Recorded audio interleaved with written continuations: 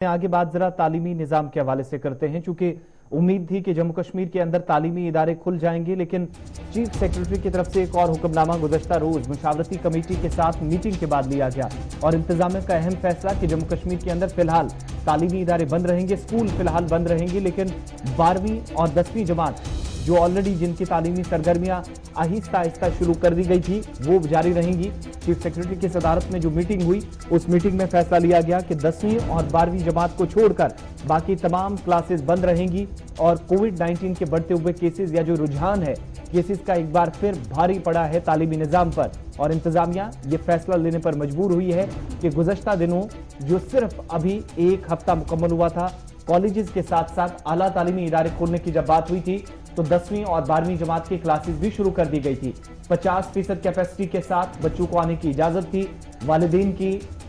इजाजत के बाद वो स्कूल आ सकते हैं। पहले भी ये फैसला लिया गया था और इस फैसले को फिलहाल बरकरार रखते हुए इंतजामिया ने सिर्फ 10वीं और 12वीं जमात की क्लासेस को आगे जारी रखने का फैसला लिया है और इनमें बहुत बड़ी आबादी वो भी है इंतजामिया के बकौल, क्योंकि जो अमला है तदरीसी अमले में बहुत सारे लोग जिनने वैक्सीन की दूसरी खुराकें ले ली हैं तो उन लोगों को आने की इजाजत है, लेकिन बड़ी परेशानी क्योंकि बहुत सारे बच्चे 18 प्लस नहीं थे, उन लोगों को वैक्सीन कैसे दी जाए, क्योंकि सरकार की तरफ से अभी इस पर मोहर नहीं लगाई गई थी। उसके बाद जो नेगेटिव टेस्ट रिपोर्ट्स हैं वो स्कूल के अंदर दिखाने के बाद इन सभी तलबा को इजाजत मिली, लेकिन इंतजामिया ने दोबारा इस फैसले पर एक बार फिर साफ कर दिया है कि 50% कैपेसिटी के साथ 12वीं और 10वीं जमात की जो क्लासेस हैं वो जारी रहेगी, लेकिन जो बच्चे आएंगे वो भी वालिदैन की इजाजत के बाद ही उनकी हामी होगी तो उसके बाद ही वो स्कूल आ सकेंगे। मगर कुल मिलाकर 10वीं और 12वीं जमात को छोड़कर तमाम तालीमी सरगर्मियां जो वो बदस्तूर बंद रहेंगी, एक तो ये कह दिया गया है।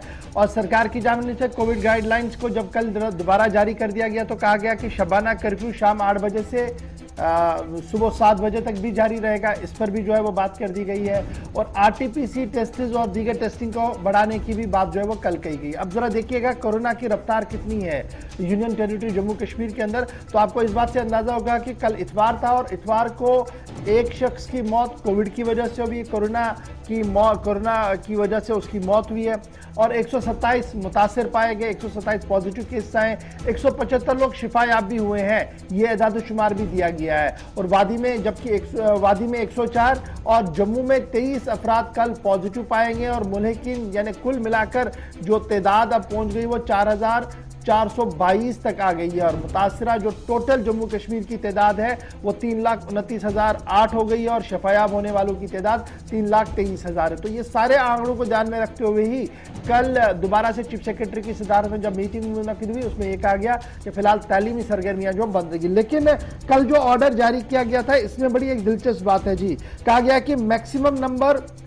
और जो परमिट किया गया जी इंडोर और आउटडोर वो रेस्ट्रिक्टेड रहेगा जी और स्ट्रिक्टली 25 रहेगा और बैंकेट हॉल जहां पर पॉजिटिविटी रेट 0.2% है वहां पर 250 की गैदरिंग को एलो किया जाएगा और जहां पर उससे कम या ज्यादा है तो उसको उसी तरीके से जो दिखाया जाएगा। उसके साथ आरटीपीसीआर टेस्ट को यह कह दिया गया कि इतना बड़ा लाजमी है। अब सवाल यहां पर यह है कि 250 लोगों की गैदरिंग को एलो किया गया है, लेकिन कल जो हमारे यहाँ गैदरिंग हुई थी वो शायद 250 से ज्यादा थी। और फिर सवाल जो सिविल सोसाइटी और आम लोगों की तरफ से उठाए जा रहे हैं फिर वो उठते हैं कि देखिए आप ट्रांसपोर्ट, ट्रेडर और 10 तरह के लोगों पर कदगने और पाबंदियां लगाने की बातें तो करते हैं, लेकिन जब सरकार अपनी मैकेनिज्म को चलाने की बात करते हैं, अपने शोज को दौड़ाने की कोशिश करते हैं, तो वहां पर न तो कोविड गाइडलाइन की प्रोटोकॉल की कोई बात होती है और ना ही कुछ होता। क्योंकि कल की जब मैं ये खबर देख रहा था तो हमारे साथ कुछ लोगों ने जो शेयर किया था अपना ओपिनियन वो ये था कि लेफ्टिनेंट गवर्नर साहब जरा इस बात की ओर तवज्जो दें कि अगर चीफ सेक्रेटरी साहब कह रहे हैं कि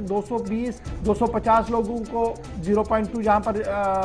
पॉजिटिविटी रेट होगी जो वहां पर 250 लोग आ सकते हैं, तो कल हमने एयर शो में कितने लोगों को मदऊ किया था, क्या वो खिलाफ वर्जी तो नहीं है? क्योंकि जब हम ऐसा करेंगे तो नीचे ग्राउंड पर मैसेज सही नहीं जाता, ये आम लोगों का मानना है जी। बहरहाल सरकार का अपना एक व्यू पॉइंट होता है, सरकार की अपनी एक प्रायोरिटी होती है, वो उस तरीके से चलती है। तो ये तो बात थी जनाब स्कूलों के हवाले से और नए हुक्मनामे के हवाले